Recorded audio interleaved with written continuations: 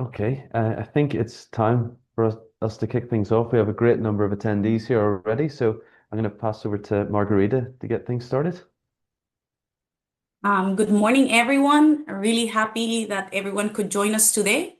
I think that now more than ever, it's really important that we stay connected, we support each other, and we continue moving forwards together. Compass remains open as a space for our community to learn, collaborate, and grow. And RAKEZ continues to be here to support your business at every step of the way. Just before we begin, I want to give you a small introduction about the Growth Series, which I'm sure a lot of you guys already know.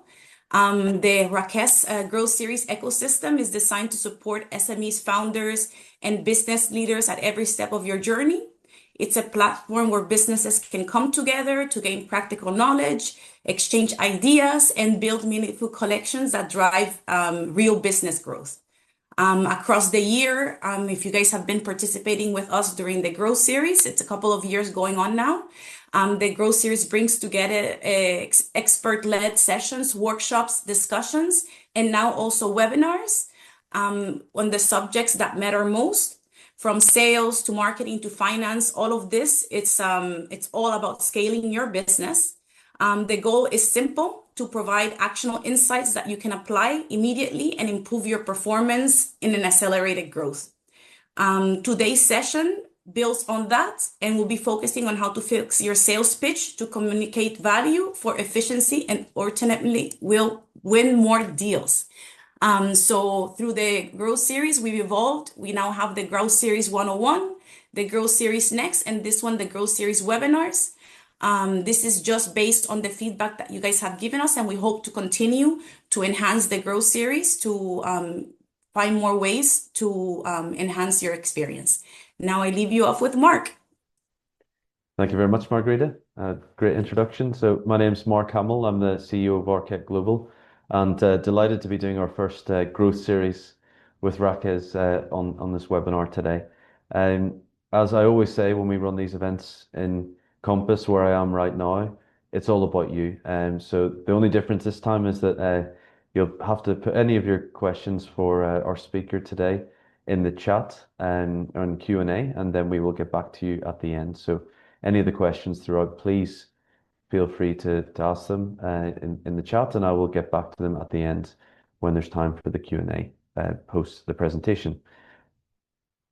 Again, as Margarita said, in terms of Compass, it's extremely active even now during these uncertain times, and there are the website has all the information about the upcoming events, whether they be in person, webinars, as well as previous events. All the information from this session as well, including the presentations, will be uploaded there for you to take a look afterwards. So compass.rakez.com is the website, and stay connected at the handle at mycompassrack on LinkedIn, Instagram, Facebook, TikTok, and YouTube.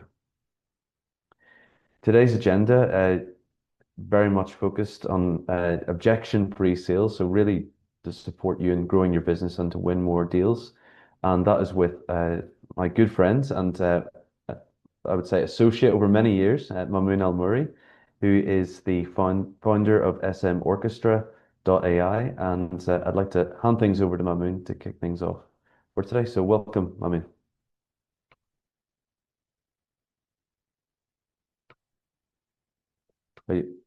You're on mute, Mamoon. Unmute. Am I full screen?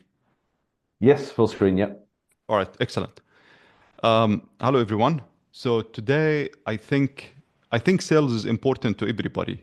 But sales, when you're not selling, there is 5 reasons why you're not selling. Today, we're going to focus in one element of that sales, which is positioning. So in the people, when you think about positioning, a lot of people think positioning is an external element. But positioning, in reality, it is the moment you say, what do you do? It's what happened in your client mind. What is the image that come to your mind about your product? Who's your competitor? Does it work for them? Does it work in their context? So that's what we're going to be focusing on today. So how you know that positioning is your issue or not? It's not your product. It's not a belief. It's not what is your issue. And I think it's come down to one question. And I want you all to ask you this question to yourself. Have you ever known your product was better and you still lost the deal? If the answer is yes, then your issue is positioning. If the answer is no, which is for 90% is for sure is not going to be no, but for the answer is no, your issue usually is going to be belief or a product. But for the majority of us, for the rest of the pack, for us, we are the majority of us, we face this problem almost every quarter, every year. And the core issue, this is I call it the ultimate positioning problem test. The moment you answer that question, you know that you have a positioning problem. Okay, so I think in the MENA region, when you think about positioning, usually you don't get a feedback. And the feedback you don't get because the moment people do want to interact with you or they want to say no, they go silent. And I think maybe all of us, we dealt with that. So your prospect, and in reality, the moment your prospect goes silent in this part of the world, in this region, it's actually a verdict of trust. They're saying we don't trust you enough to say no to you. And this is actually the first one of the things that we're going to be dealing with it in this presentation. But to this fact, this is not only my kind of like opinion. This is founded in research, and I found an awesome research written in this book called Culture Map. And in Culture Map, they studied so many cultures, and recently, luckily, they've studied the Middle East as well. So Saudi and UAE is part of that. And they find out in the Middle East region, people when they have they don't pass negative feedback. Actually, I'll show you the spectrum. So out of this 8, I want to focus on 3 of them. The first one, I'll focus from the bottom. The first one is disagreeing.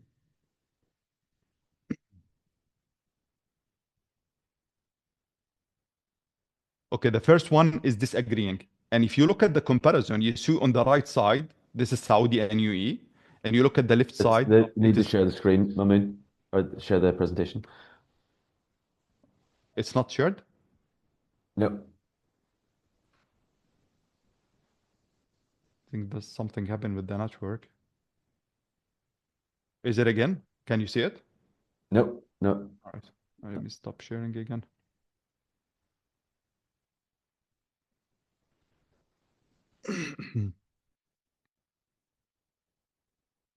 Can you see it? Mark? Yeah, looks good. Yes, Yeah. yes, we Okay. can see. Excellent. So what I was saying, there's the 3 elements when it's come to the culture. Is when we disagree in this part of the world, we actually don't like disagreeing. So when we disagree, we go silent. And when we evaluate things, we avoid to provide negative feedback. So when you hear an interesting words from a Middle Eastern, in reality, they're saying a no, but they're saying it in a very polite way. The last thing is the communication. If you look in the upper side, the Middle Eastern culture in comparison to the US or Germany or the Western culture, we're more a high context language, meaning we don't go so much deeper into the details, meaning you need to understand what is being said without saying it. So when we say, for example, and a lot of people know this and maybe they joke about it, it's when they say inshallah. Inshallah, maybe for a Westerner, when they hear it, they don't know, like there's a joke about it now, but they eventually, for me, when I hear it, I know from the tonality, from how people say it, are they coming through or not? So reading this signals is extremely important in this part of the world. All right, but the most important part of this is to know that deals are mostly 1 or less in the first meeting. And especially this is happening for startups and scale up on the world. The first meeting, the first setting, and in reality, maybe in the first 1 minute is the most important part of the engagement in any sales engagement. All right, so what are we going to be talking about today, connecting the dots from here? So by the end of the session, I will show you how to stop losing deals to silence and make your buyer feel safe enough to say yes, or as a matter of fact, maybe from the first meeting to get a no, without mastering another sales technique, without trying harder to convince or prove you are the smartest in the room, or trying to convince people, without spending another year on coffee meeting, hoping someone trusts you and you're going to close the deal. So that's the promise for me today. For me to do this, And maybe some of you now is thinking, maybe, okay, I know what he's going to be saying. Maybe this another sales trainer is going to tell me to be more authentic, follow up faster. I think I'm not wrong on this, but I think, and then some of you will go in what they say a hammock mode. And maybe for you who's familiar or not familiar with the hammock mode is the first element when it's come to presenting. In the hammock mode, what research shows that people get engaged with you in any sales engagement or any presentation. At the beginning, you will get 70% attention. Then after 5 minutes, it dropped to 20%. Then towards the last 5 minutes, it goes into 100%. So what do we take from this? So now we are 5 minutes on the presentation. So I don't want you to go in a hammock mode. I want you to stay with me. And I promise you I will deliver in what I said, and I promise I'm going to deliver. But at the same time, I want you to notice that, and goes to a syndrome, they call it lazy brain syndrome. The moment you think you already know something, you will zone out. You will think, I know it. The brain immediately activate. I know this. I know what he's going to say. So I'm not going to listen. And I'm going to hope today I will tell you something you don't know, but stick with me, because the most important lessons usually at the obvious, it looks like if you think about 3,000 for reviews, look very obvious. But when you get into the details, you will understand the big difference. And this is what I'm going to do today. But the second element of this is to understand the biggest lessons, one of the biggest lessons in sales. And this has been articulated very well, is how to handle this at 20%, how to handle this, the vast majority of a presentation when you are presenting, when you are going into sales engagement, how to handle this. And I think Jay Abraham said it best. He said, when you articulate a client pain or desire better than they can, they instinctively feel you must also have the solution. So in reality, when you get into a game of sales or a game of an engagement, you're engaging with a client, if you manage to articulate the problem better in your mind, this is the highest way that you can capture trust. This is the highest way you build rapport from the get-go with them.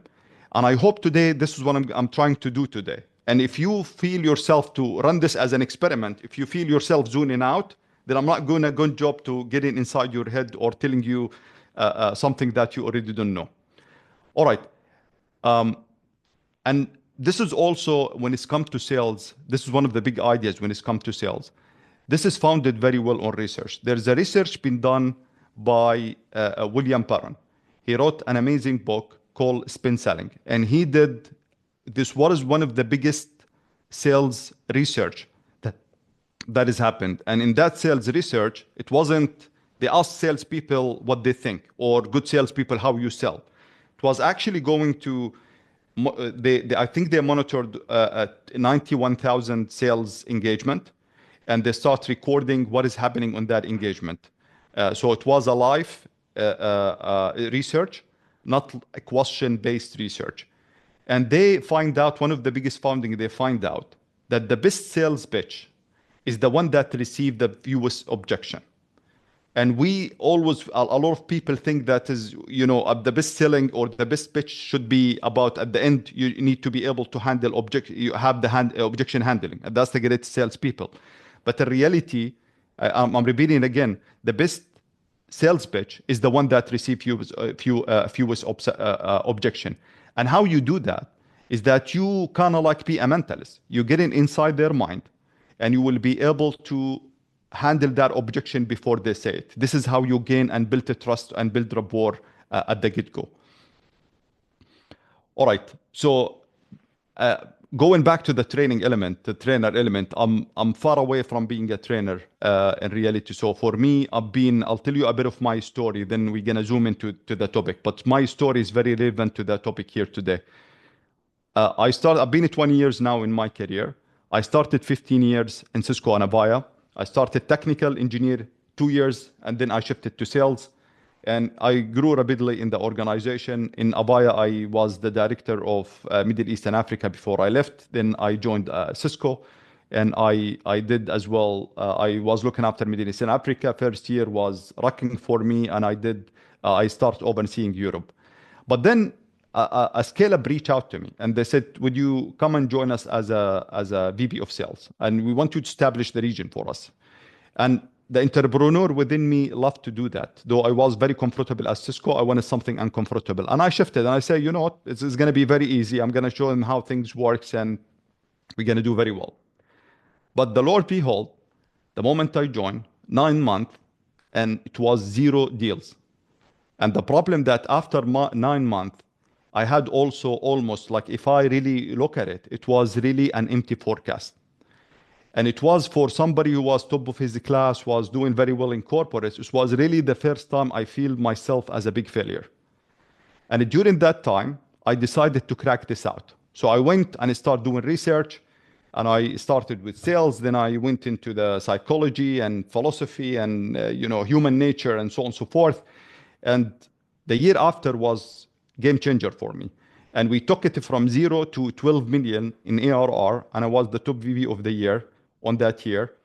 But the core thing that was a complete shift in how I position myself and how I position the company. And this is some of the things that I'm going to be sharing with you today. But then what happens when I was in my last job, I actually started my company as well. And at that time, I had good amount of people in the company. But first year, we actually, for the first 12 months, it was a complete silence. I sat with people, I have lots of relationship, but nothing converted. It was 12 months of 0 sales. And it was another shock to me because I moved in from this corporate to the scale up, and now in the startup world, things was not converting. But then things start shifting. The year after, we did 6 digits while I was running it as a side hustle. Then I moved in and I took it to 7 digits as we stand now. All right, so the biggest lesson I learned from this? I learned the following. I learned that sales in corporate is like boxing. Things are controlled. There is a referee. There is a belt. Everything like what you're coming to. There is a bell. You rest. You come. There's a marathon. It's an endurance game. But when it's come to scale up, the game is like MMA. You need to know how to handle up. You need to handle the ground. You need to have different moves. You are in a cage. It's a completely different game. But when you go to startup, what I learned that in a startup world is it's actually there's no rules. It's like a street fight. You go in and you gotta figure out. Somebody will come from you in the back. There's no rules. There's no referee. There's nobody care. Is you gotta create that care. And though it sounds very obvious, but really for me, if you think about what I did, it was like how you move from Cisco in a comfortable career, go there. It was a mismatch. I thought I'm doing boxing well. I'm gonna do well in MMA. And same, like I thought I'm doing well in MMA, I'm going to do very well in the street fight. But this is actually, it was my biggest fallout and the biggest, I have the biggest knockout because of this misperception about it. But here I want to share with you the biggest lessons that will drive with me now in the rest of the presentation. I find out that in corporate,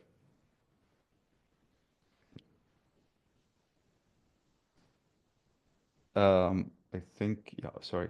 Okay. Yes, in sales in corporate, a trust is 80% in the brand.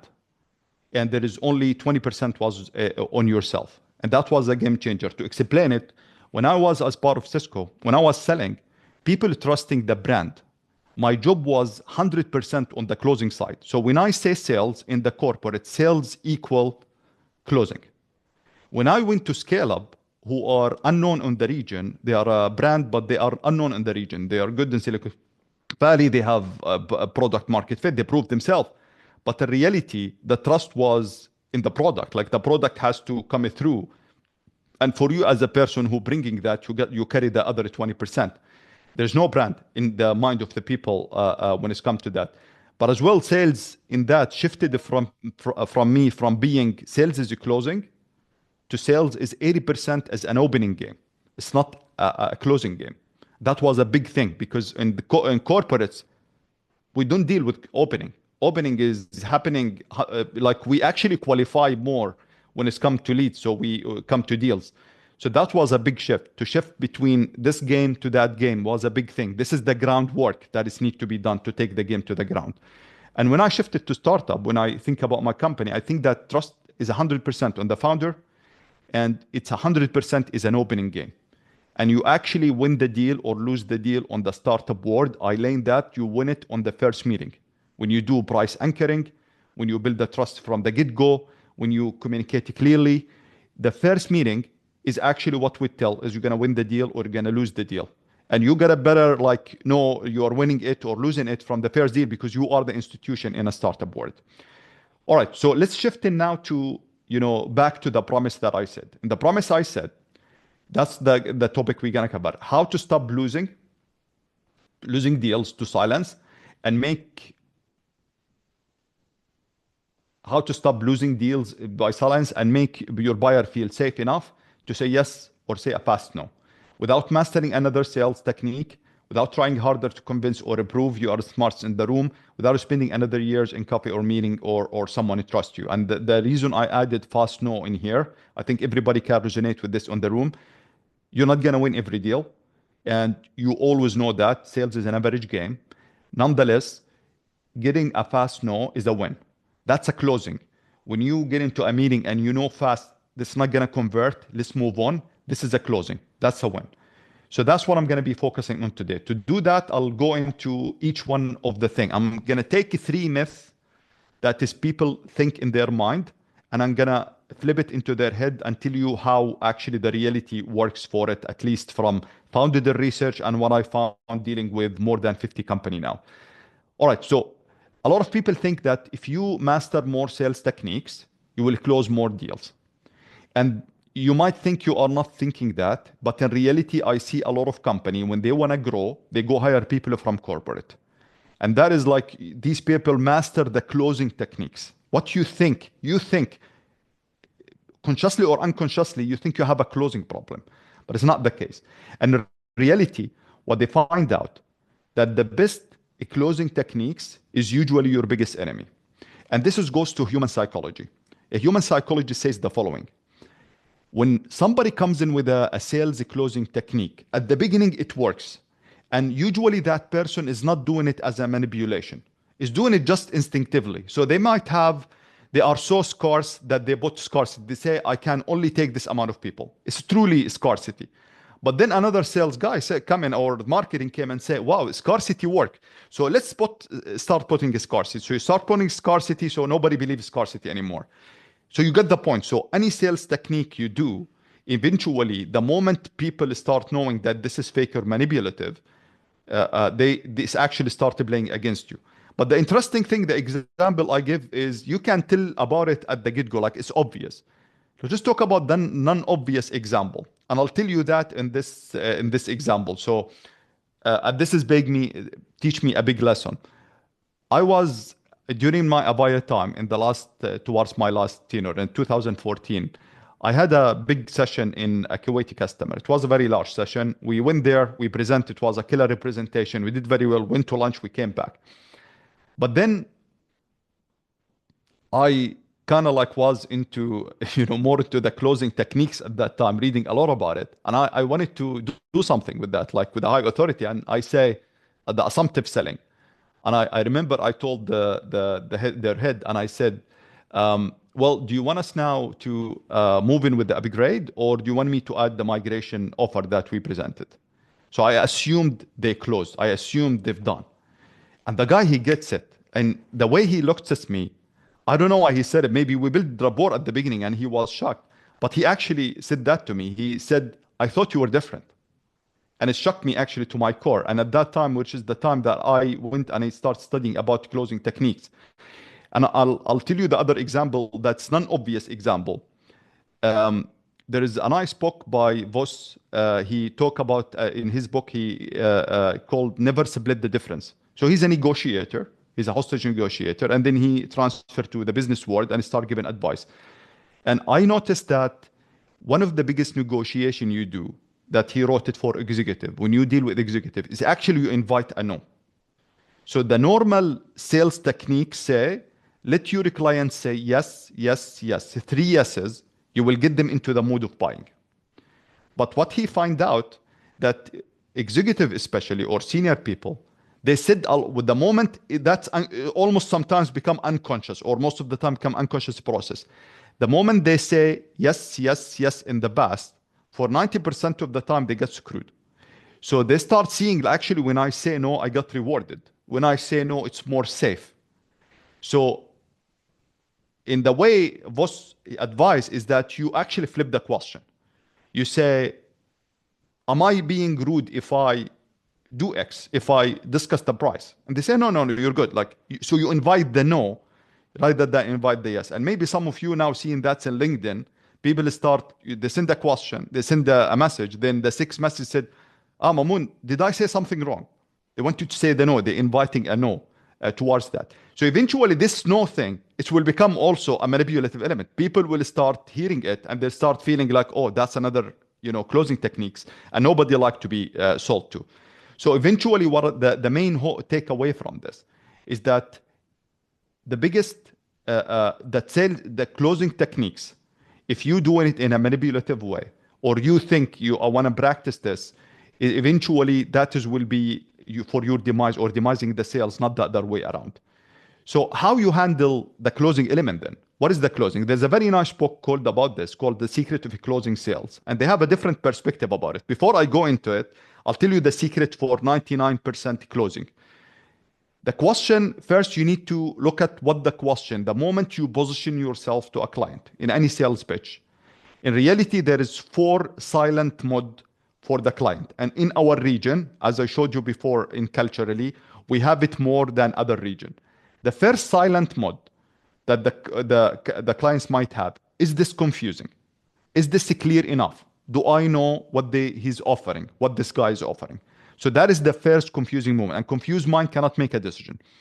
So the first thing you got to answer is you got to be clear on what you're positioning in the first 60 seconds. That's how you build the first rapport with the client. So is it confusing? That's the first question.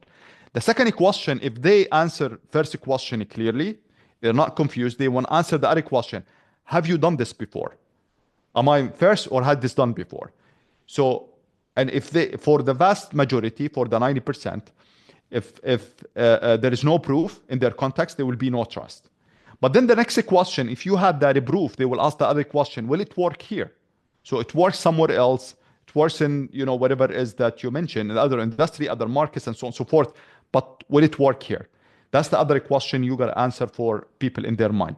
But the third question is, if you answer all the question correctly, you'll say, what is the level of effort that I need to go into this journey? And when I say effort, it's come to do thing. It is time. The time is need to spend, and the amount of energy they need to extend on that. These are the 2 things that is going into that. And when I talk, and this is what the book brings, and this is the philosophy I live by and the execution I live by today, is that every meeting, it has to be a closing meeting.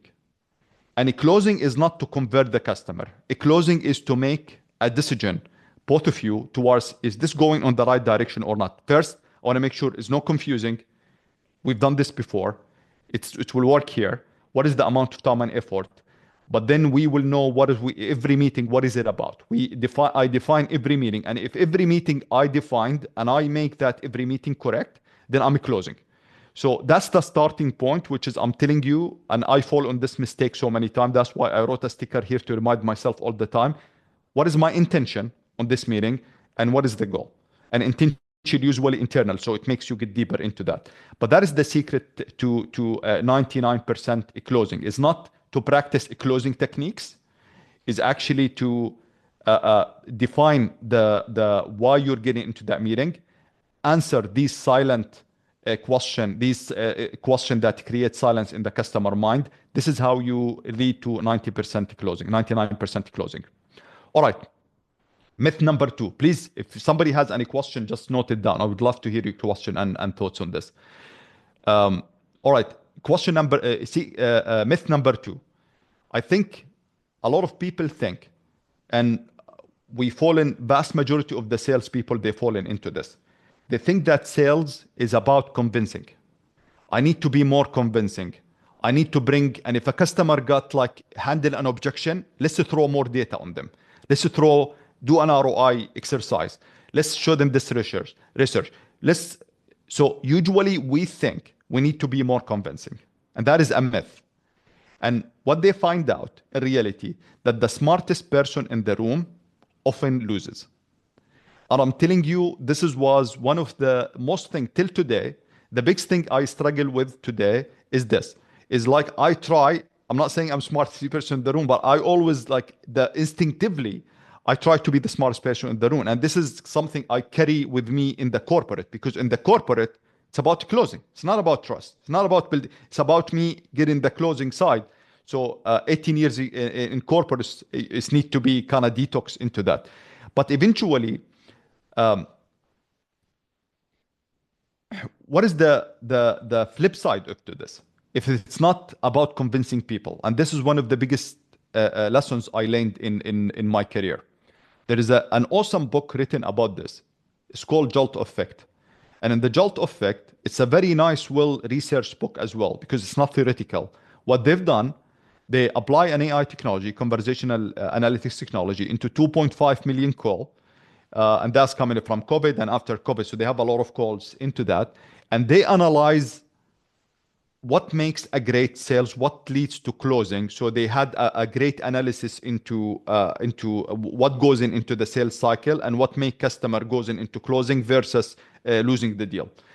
And the biggest thing that they find out, that 60% of lost deals die from indecision, not competition. So I just want to this land into a minute. And I know maybe it sounds like when I say it sounds very obvious, but if you think how we spend vast majority of our time is to handling competition rather than indecision. But in reality, 60% of lost deals die from indecision. So in that element, what's your role as a salesperson or as a founder getting into that engagement? Is actually your role is to help customer make a decision. And if you carry that mindset, I promise you vast majority of all techniques or all how you will handle yourself on the conversation, this mindset alone will actually can help you at least reach into the all right engagements within the clients. So what happens when you help customer make a decision?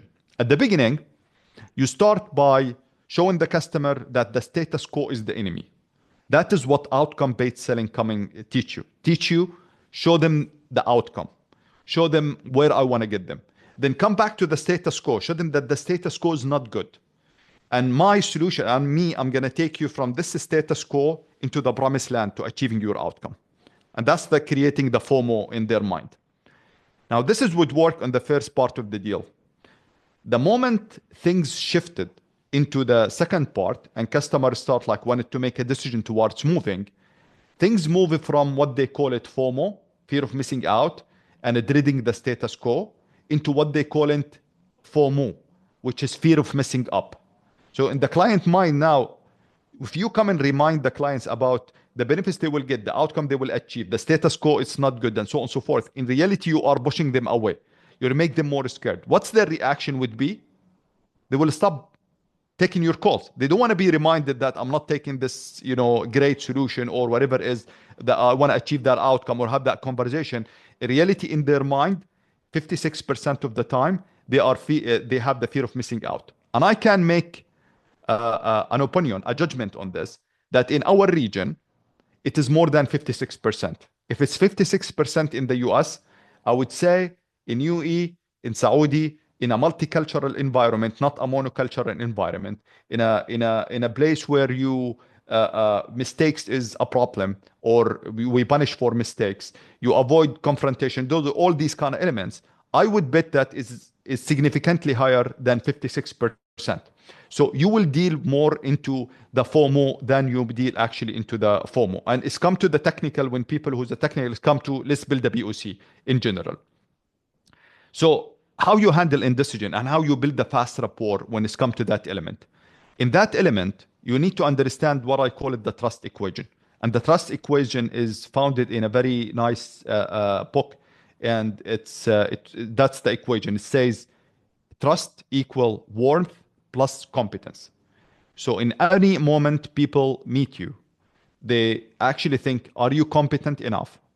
Or are you warm? Are you approachable? And in reality, in our region, and that is by culture map as well, we are leaning more towards warm first and then to competence second. Even for the tough people, they actually want to be approachable. They want to be, they listen more, they acknowledge. And I'm telling you that if you look at this quadrant, it's come now to a quadrant, warmth and competence. For people who are low warmth, low competence, that's the beta zone. nobody cares about. So I don't think anybody on the room would fall into that.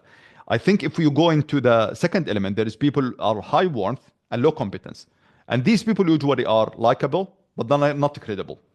And if you think about the most dilemma of the salespeople, the vast majority of the salespeople, or at least a big portion of the salespeople, they fall into that. They have a high warmth and they have a low competence. And that's not good in general as well.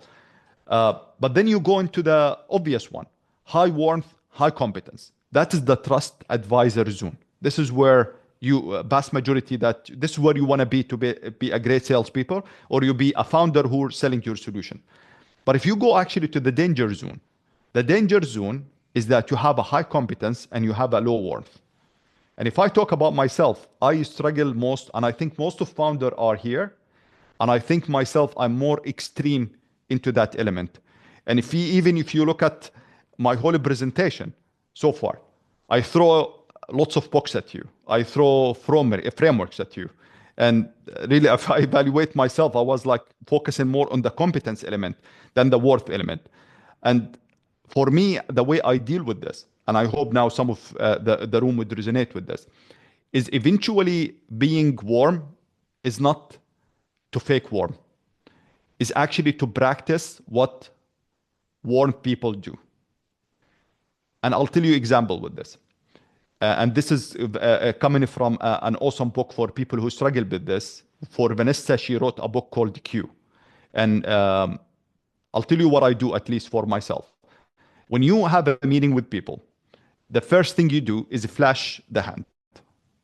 And maybe people notice, but at the beginning, I flash my hand for the people. The palm say, I'm safe. When you flash your hands for people, say, I'm safe. That's actually warm for the people. The second thing is, and that's what is in Voss' book, he said, you do a tactical empathy, which is when somebody play an objection for you, you actually stop and let them make sure they're being understood. So when somebody says, your price is too high, in reality, you should not start defending your price, but say, well, I hear you. I think what you're saying, it seems that you have a budget constraint, and that's extremely important to you. So eventually, when you play in that, when you make people feel understood, you actually, with the high competent people, that is how actually, at least to me, how I practice work. But there's so many elements that you can do it. There is so many tactical elements that help you to do what work people does, but you need to be conscious about it. All right. So myth number 3. In myth number 3, and that is maybe would resonate with a lot of people. A lot of people think that this is Mina, you need wasta, you need connection, you need coffee meetings for things to close. And what happens with this is that you go into what I call it, the moment you want it to expand, the moment you prove over market fit, you want it to start hiring people. And you usually, when you hire people, you hire for a relationship. And I'm not saying that hiring for relationship is a wrong thing, but I'm saying that hiring for relationship selling is a tax on growth. Because every time you want to do this, you want to expand your relationship, you want to hire people who will have, 5 to 10 maximum clients where they have a great rapport with. That's a tax in growth. All right, so a lot of people confuse relationship with the trust. And many people say this is a relationship market. And I would say this is a trust-based market, not a relationship market.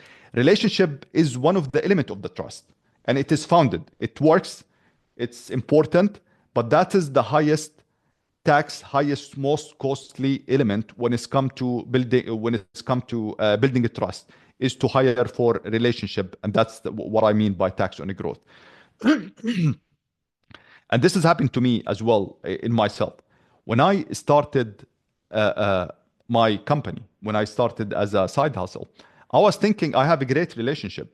So for me, I can sell anything to the people. And that's how I started. I started in a very naive way to bring so many solutions. I don't know what is my positioning. I was a distributor, so many technologies, about technology in all my life. And I thought I can sell them. I have this relationship. Thus, I'll be able to, sell them something. And I had planned out, like based on their requirements, I will be able to navigate my solution. And it was a huge failure. For a 12-month, And I think all what I done, I just depreciated myself with all my relationship during that time. But I learned that lesson with a 12-month element.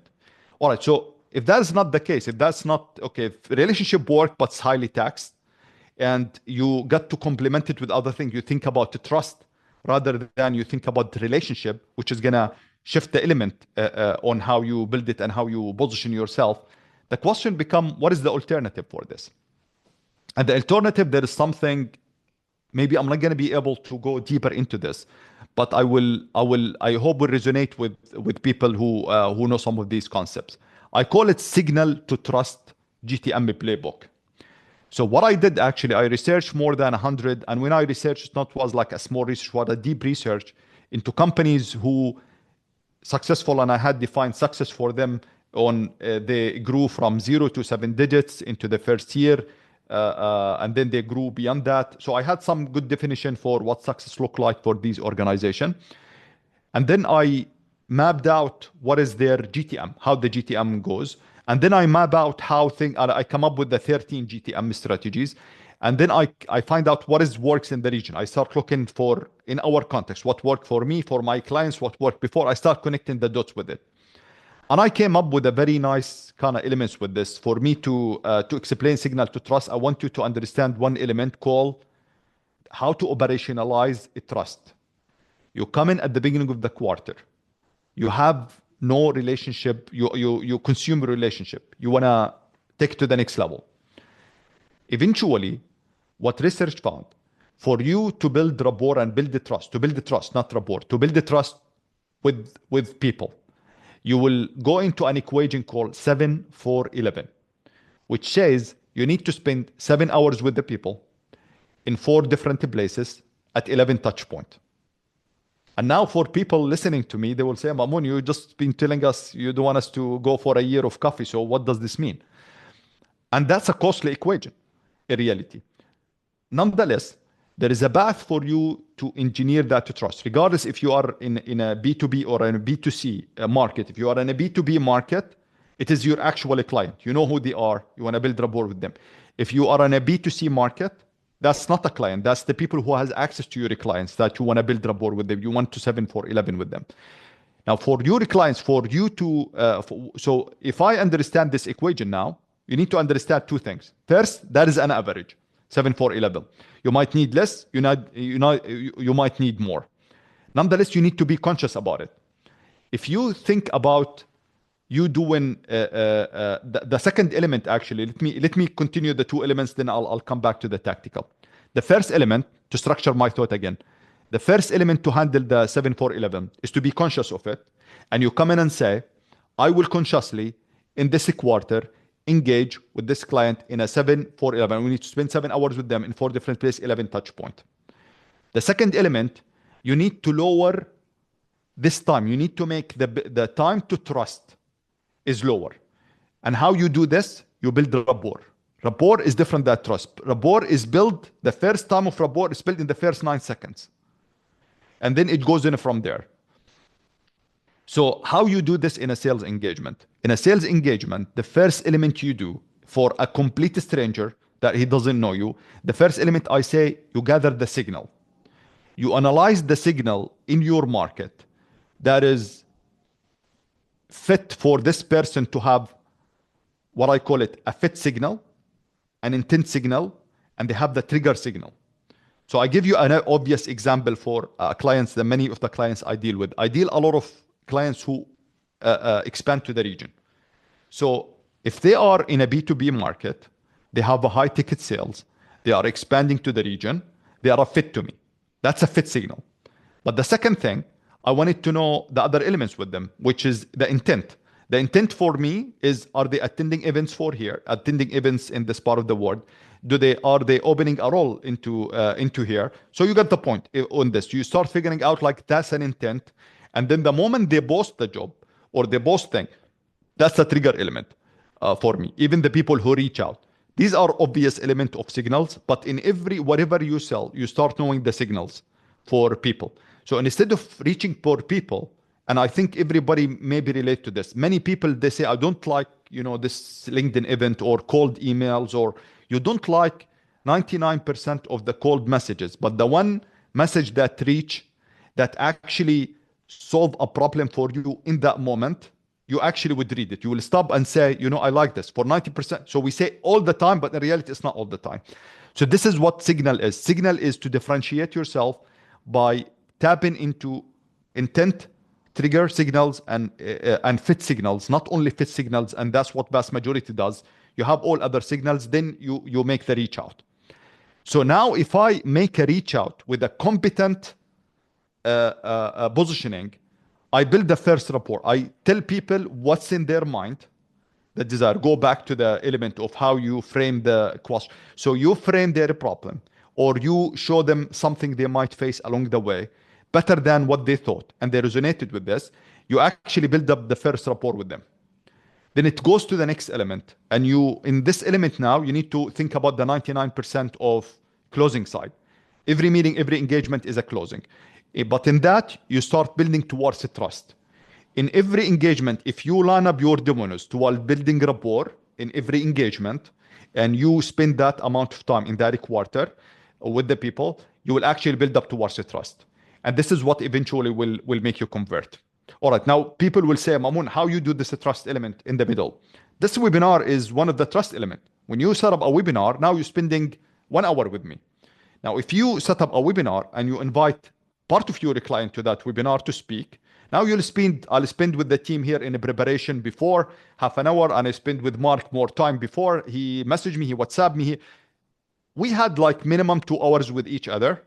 And we have different touch point to the 7411 email, WhatsApp messages. I've seen to the webinar here. I met him outside. It's 2 hours. Another one event, a micro event where you meet the client, you prepare. They are a panelist speaker. That will be another 3-4 hours minimum, and they see you in a different touch point. So that's what I mean by engineering that engagement. You engineer that engagement towards building that trust. Okay. Now the equation goes like the following.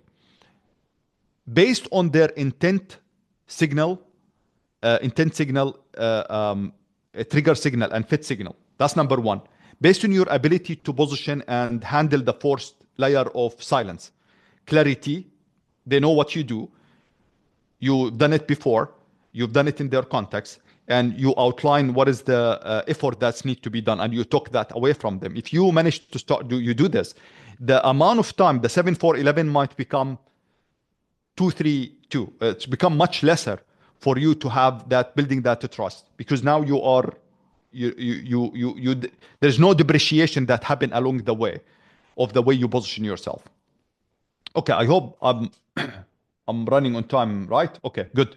Yeah, so just Mamoon, there's quite a few questions that have come through, so just want to know if now would be a good time just to answer some of those before we move. I'll finish this slide and we can stop and answer that. Perfect. Okay, I'll be very quick on this slide. I just maybe that's an obvious one, but eventually the moment you've got into a persona, it's not a hammer and a nail kind of situation with building trust. That's why it's but eventually for your case it will be, you will find the equation. Based on your engagement, and maybe this is an example for enterprise sales example, for a high-tech enterprise, high-ticket value. If you think about it, if your engagement, and this is as we show in the research, in the culture map research as well, very found, if your head or persona is, or the person who's engaged in the decision maker, he's a German person, then you gotta lead with competency. A trust equal competency for him. He's way lean towards the left side. So being warm is negative, is depreciating. All right, now if you go to the flip side, Kuwaiti family office, starting warm is the right engagement. So you don't lead with competency. Leading with competency, you look like a smart guy. You look like trying to sell. So you lead with warmth first. So Emirati government, when you have a consensus hierarchy as part of the culture map, and the decision is this community, you build a rapport with champion and navigate your way. But what I'm trying to say here, based on your engagement, not only what your product is, based on your engagement as well, you need to define what kind of trust factor therein, who's the persona, how's the decision process being made, and you decide on how am I going to engage and build the trust in that engagement. And that is the big question, to be honest. The big question is not about the culture element only. It's what this buyer is testing for in this conversation, in this now, and how I can close it, which is for me, help them make a decision and answer that question clearly in that moment. All right. So to closing into the beliefs I mentioned, as a reminder, better techniques and closing shift towards going into their mind, being handle play into go into their mind, communicate their desire better than them, and handle the objection before they arise. I need more knowledge and credential. When your clients goes into that, you don't throw more data at them. You don't try to remind them it's a FOMO. You don't in that. You lead with more signal. You stop, acknowledge that it seems you acknowledge where they're at based on that engagement, and that's how you build up the rapport. You switch from competence into warmth into that element to help them towards making a decision. The last element is signal positioning. The engagement is with the trust engineering is actually work well with the relationship, or it can be a replacement with the relationship. Okay. I have some examples, but I want to stop here before I show you some examples that we've done. Clients, some of the people I work with closely was a big success thing. But I'll stop here and see questions, Mark. Yeah, absolutely. So we've got at least 4 or 5 questions that have come through. So Nimit has asked, well, really more saying about what he thinks has worked for him. So what he does is research the company requirements before the meetings and then figure out what's in it for the client and how it helps them solve a problem. So he's asking for your thoughts on those 2 points. Yeah, I agree. I think eventually the biggest lesson, that's the first layer. The first layer is hardly anybody would disagree with it. You know, if you want to lose weight and I say, okay, move more and eat less, I'll be right, correct? But there's a whole industry about the whole element. So what you are searching for is actually what matters most. So, and I think having a map, have a framework, and at least my framework, when I told you, I think I map it into what is the fit, and you do the research around that. What is the intent? What the proof as an intent? So if I want to go into people's mind and I go to Mark and say, Mark, I want to help you lose weight, but Mark doesn't have an intent to lose weight. Mark is not fat, but that's an example. Not yet. Yeah. So he might be a fit, somebody who's overweight might be a fit. But in their mind, if you assumed that they have the intent to do this, you might lose them at the beginning. Like it's an immediate loss for them. So you got to search for the 3 elements I call them. I say search for the fit, but then go search, which is the 2 missing element. Search for the signals of intent and the signals for the trigger signals as well. So that when you go in and want to handle objection, you handle the right ones. Otherwise, it will fire back on you. Excellent. Thanks, Fumi. And question from Salah. So Salah's, it sounds more like on a product basis, but he's asking in relation to trust. From your experience, how do you build trust? And then mentioned about, could it be through free samples, for example? I guess that could apply to services as well, but is there anything that you've seen build trust through that sort of competence of free samples or free trials? Yeah, maybe this question came in before we talked about trust, but I'll tell you something very tactical into this. Trust lead with rapport. So the first question is not to build the trust, is actually to build rapport. People confuse both. Eventually, building rapport with people would lead to trust. So to ask the question, what is this person wanted from this conversation, is a great element. Now, I'll tell you some tactical element, just for everybody to learn from. They find out that one of the highest way to build rapport with people is actually to tell them not to buy more. So you go in and say, you go into a shop, maybe we all relate to this. We go to a shop and you wanted to buy this. I want to say, I want this, I wanted this gadget. And then the seller comes, you don't need this now. Take that. This will be good for now. Go do X and Y and Z. And then maybe you will think about X and Y and Z. Now, the moment the salesperson do this, and I hope many of you relate to that, immediate rapport. And even if you want to buy something else, you want to call for that guy because he actually told you to buy less. So I think the main frame for this is if I help this person make a decision, you build immediate rapport. If you shifted that mindset towards help people make a decision, you build rapport. That's not me being soft. You should anchor yourself very well in the first meeting, and you should get a no or a yes. So when you proceed correct. But that's would be my takeaway. There's so many tactics you can do, but have the right frame. Excellent. Yeah, so I think what we'll do, we'll ask a couple more questions and then we'll go through your case studies and then we'll come back to the questions after Yeah, the case studies. Is that the best way to do it? yeah, So absolutely. there's a question from Shijin, which I think we can all relate to at the moment. So how do you adjust your sales pitch when your client is operating under high stress or uncertainty? So I'm sure all of us are in similar boat at the moment, and companies that we've been speaking to a long time, perhaps, and with this uncertainty, how do you recommend approaching that? Um, it's a very good question, and I think it goes a lot to the type of customer you're dealing with. For me, as an example, I don't much, being led to talk about that so much. For me, I like to, okay, I'm here in business, let's move on. And I think understanding people eventually, understanding what this person, how they operate, is the core element of driving that element.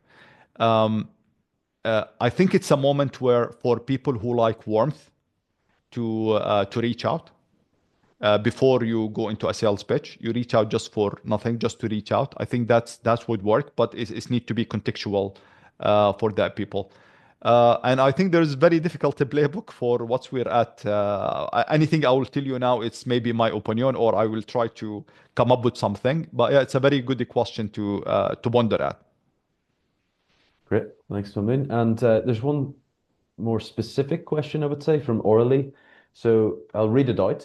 What I've really been struggling with is that I personally don't sell a product. I am a consultant, marketing and strategy mostly. So I pretty much sell value. What most people in this market are not responsive to this because they only focus on sales. I feel that inbound marketing thought leadership does not seem to land at all. Are there any tips? Uh, that's the question from Orly. Okay. Orally, I know there is so much depth to your question. So anything I'm gonna say now, it might, I hope it resonate or not. But if it doesn't resonate, know that I know there is so many depth in you. So I'm gonna talk in averages, that what I see.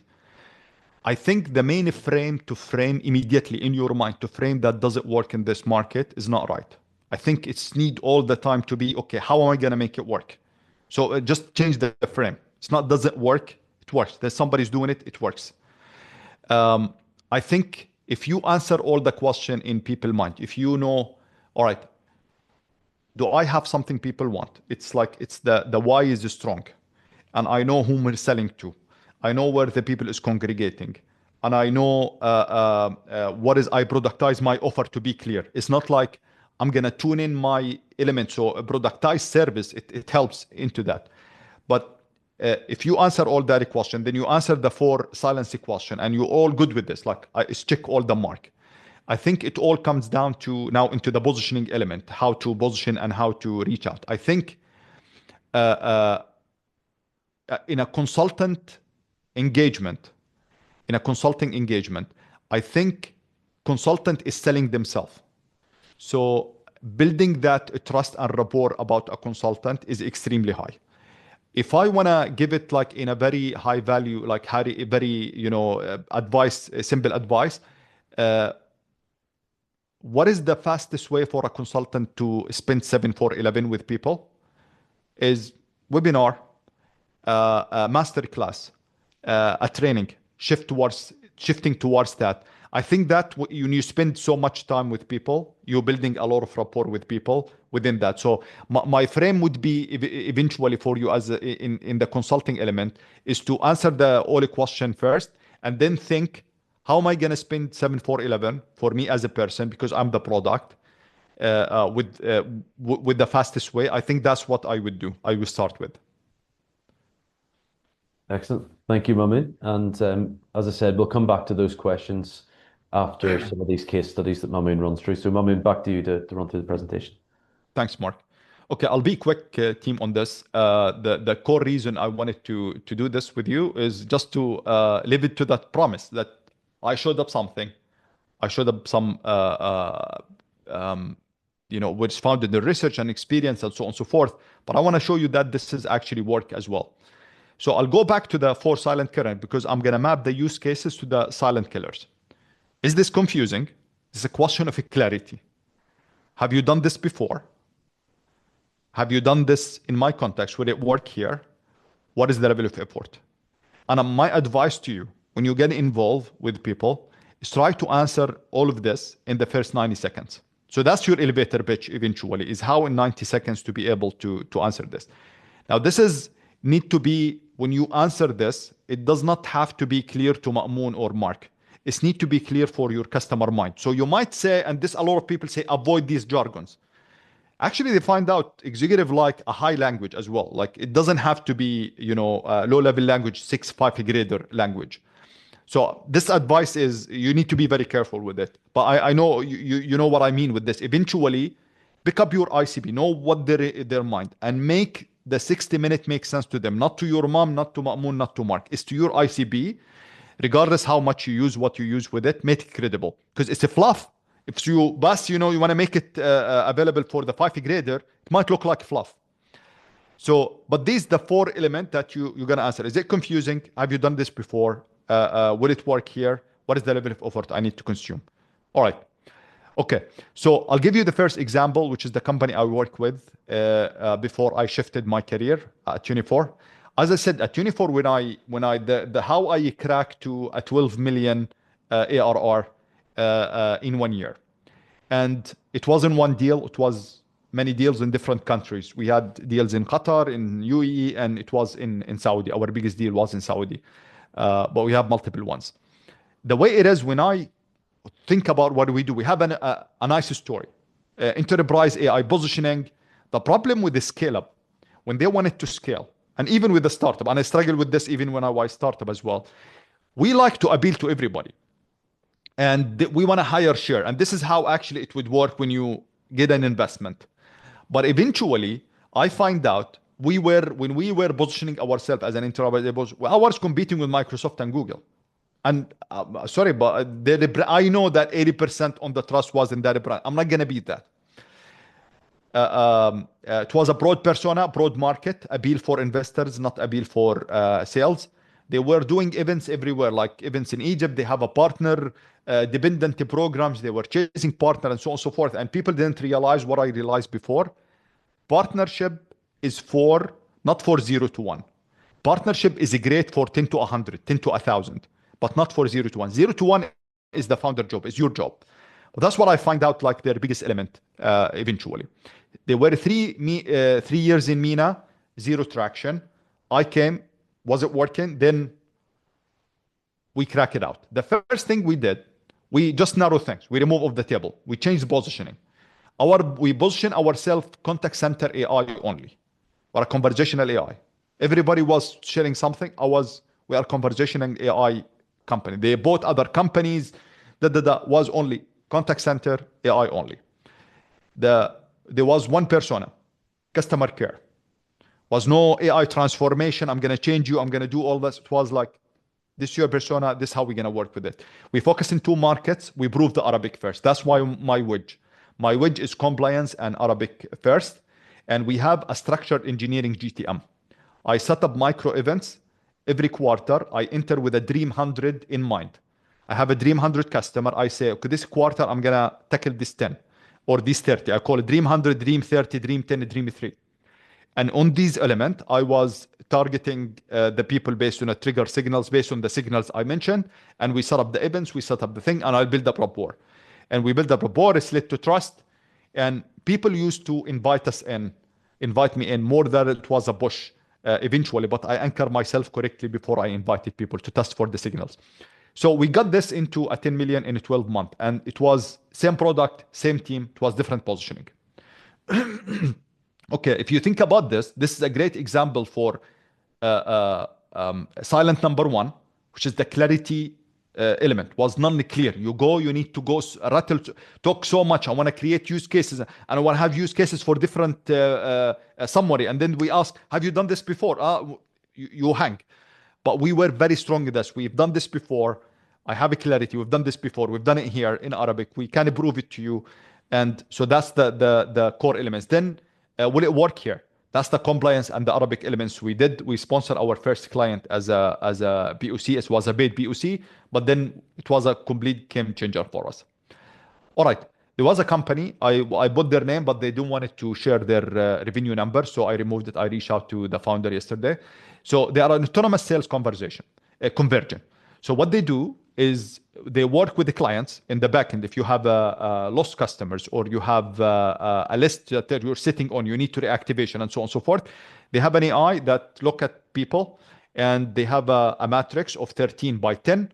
And for that, they will reach out to the people based on they have the right messaging sequence and the right messaging on the right platform for the people to convert. They help company eventually increase conversion. And usually it's a 200% conversion. They do very well.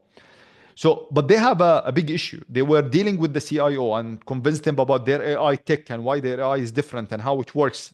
And they were treating as a vendor. So it was a very long cycle. Okay, come here, do a POC, do X. So very easy on the first call. Will you do a POC? Yeah, okay, come do a POC. Especially for big clients, they want to do this. So they were grinding, low margin, inconsistent sales. They were making 250K revenue. They were very struggling.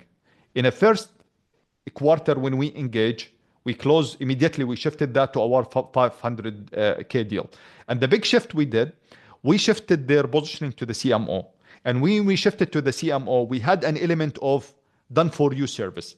And this is make the CMO work with it almost like an agency in their mind, because they don't need now to engage a lot with the IT to approve the concept for them.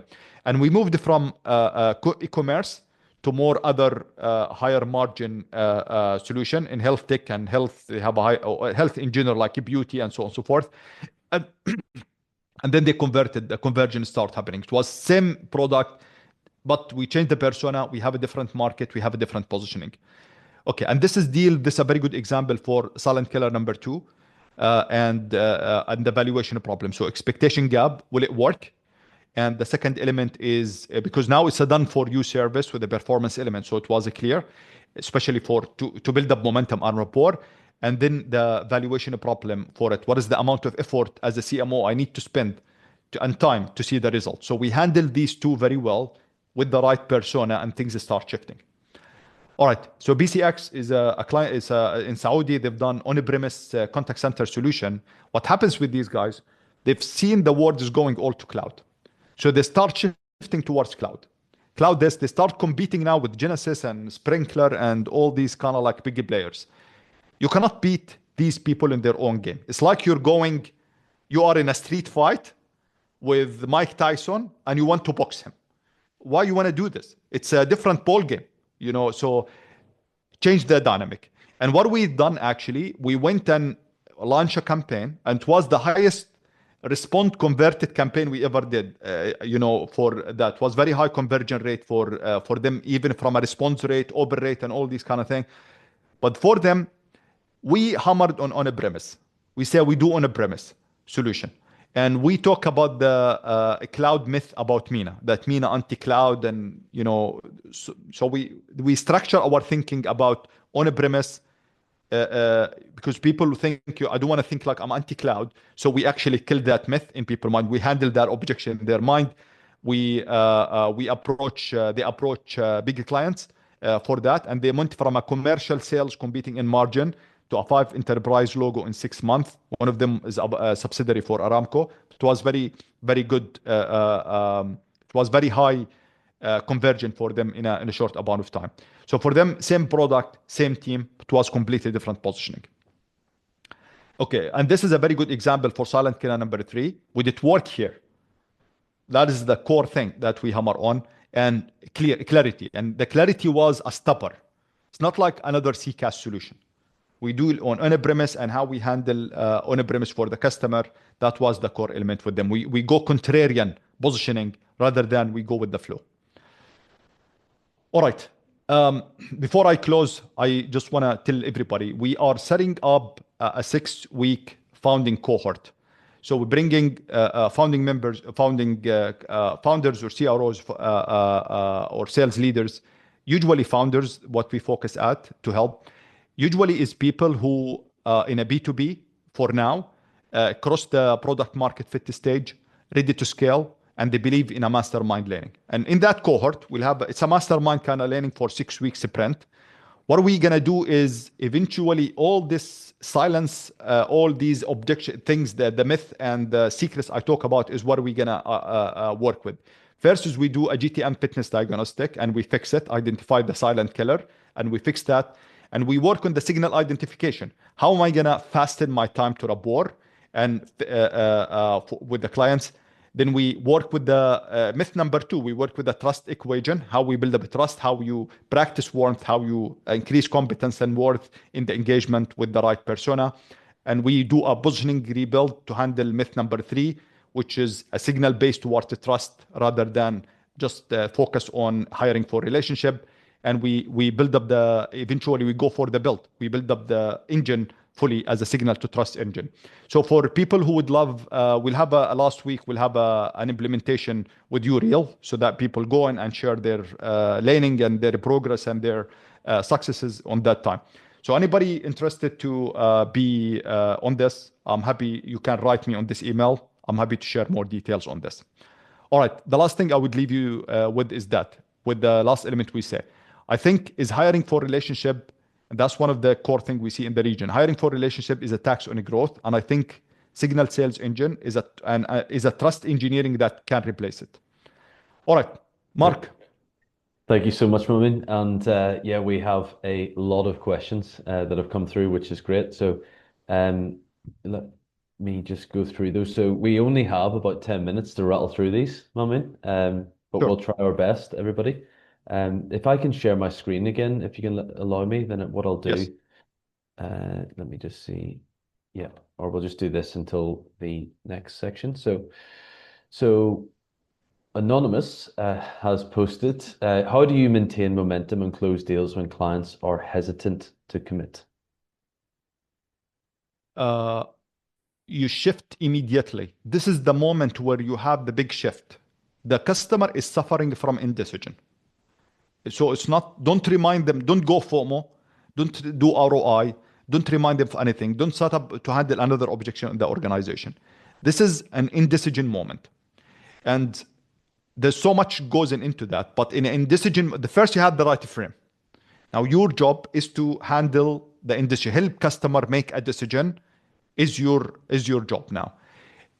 And there is a 3 in the JOLT actually, the JOLT stand for a methodology is how to handle indecision. You have the 3 element, how you help the client to do that. But eventually, I'll give you the summary with this. The summary, when you shift the right mindset, you identify what is stopping that, how you can handle that, how you can help them make a decision towards every single thing that they're suffering from to do indecision. And to be honest, because there's so many goes into that, I will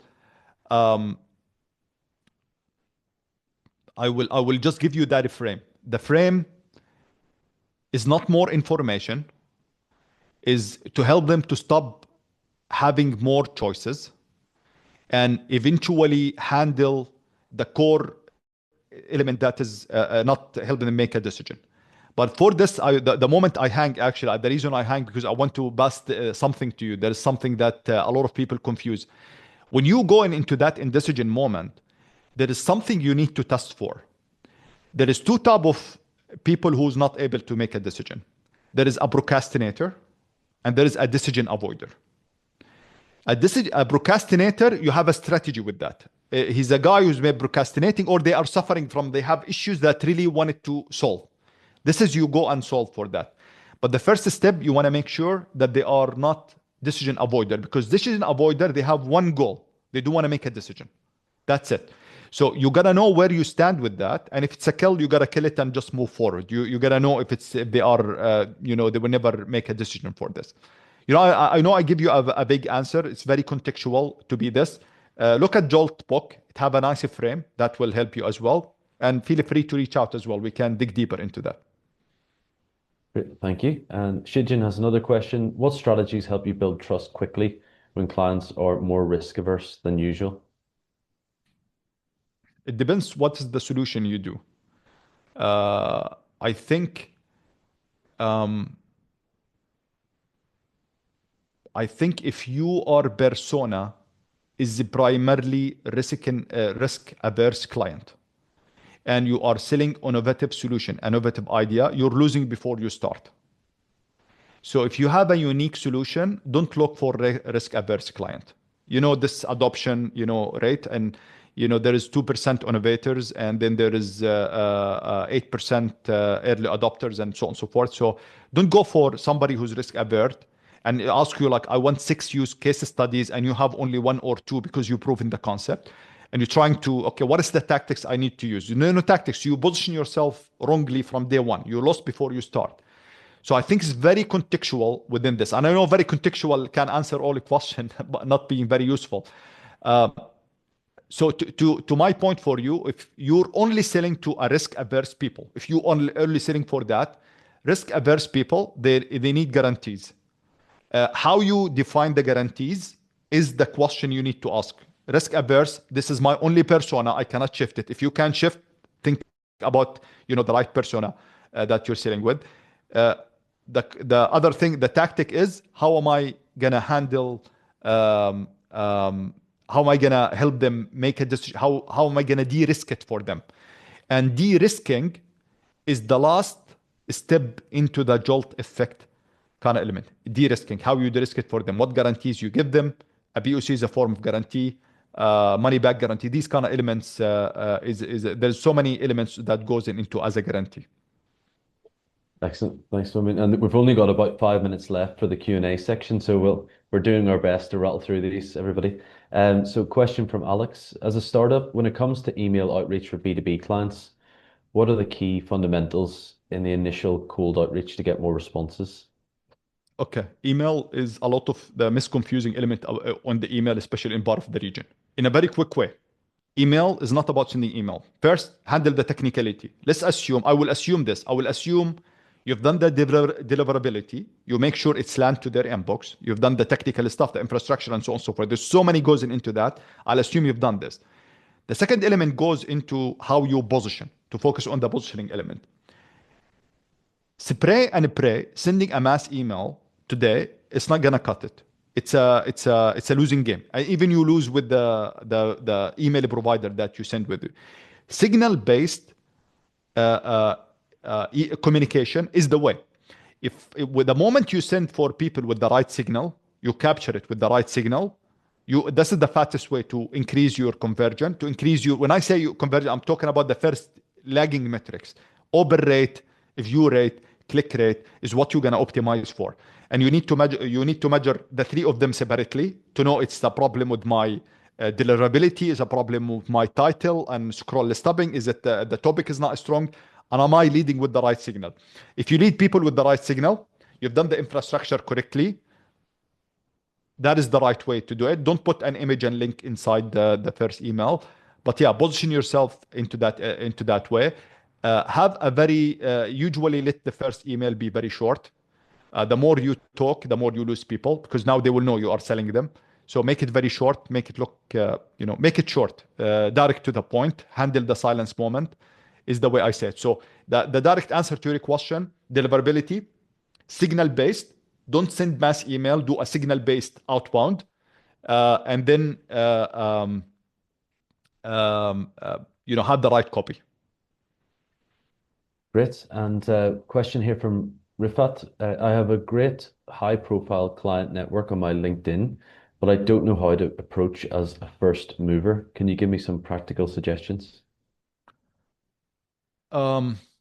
First, map them out. First thing, just go write their name, have them as a Dream 100, segment them. Dream 100, Dream 30, Dream 10, Dream 3. Do that. Start being obsessed with them in a good way. So the moment you write them down, and segment them, I'm telling you, you will be 80% there. Then the next question you need to frame for you, how am I going to add value to them? That is the next element you will do. Then you start looking for the right signal to reach out. So when you get the right signal, a very solid signal, intent signal, a right to trigger signal, and they are the fit, I would assume, because you mentioned the fit, you have something that fit for them. You reach out in a short message in a polite way, but they've seen you before. You engage with their content. You were very authentic. You really read it, not you make a like and you say you're just the greatest. So yeah, I think that's the tactical element I would do. The strategic element, write them. Tactical element, engage and think, how am I going to add value to them? When the opportunity arises, add value. Excellent. And we've got time for one more question. All the other questions that are remaining in the Q&A section, we will do our best to answer those, and we will put them on the events page for this particular event on the Compass website. So please bear with us before we do that. But the last question is from Wasim, and I think one that we can all relate to. What would be the best way to handle a client that you've had multiple meetings with to resolve their issue, and they come back afterwards asking for alternative solutions that are cheaper, even though it wouldn't be better in the long run, while getting a second opinion and telling you they're speaking to someone else as well? It sounds very personal, Wasim, but I think we've all been there. Oh, absolutely. This is called backtracking, when the customer backtrack you. And there is so many goes into that. And I'll tell you, I think we all face this so many times. And I'll tell you, this is not the moment problem. Didn't happen on that moment. This happened from the first meeting. The first meeting, you should know if your customer is an indecision, is he a decision avoider or not. You should be able to figure this out. You should do price anchoring, in my opinion, regardless what you do, regardless what you sell, how big it is. You do it from first meeting. And there's so many good ways to pass it without being, just transactional. But the first meeting is what set you to be on here. Is he the right person? Is he a champion? It doesn't have to be on the first meeting if you not find the main decision maker, but you gotta get to that very quickly. I'm telling you, you're not gonna win every deal, but you will need to know this at the the sooner you know it, the better. Again, you will find this in Jolt. This is like this element is one of the biggest things that enterprise sales they face. I would be happy to talk more about it later, but now we're out of time. I'll write more about this question mark. Keep it on the question that we will answer to the team. I will write more about it. Excellent. Thank you so much, Ramin. That's excellent. And yeah, fantastic engagement throughout as well from the audience. Thank you so much. And Pleasure. Well, I hope to see you again soon. And I'll pass back to Margarita.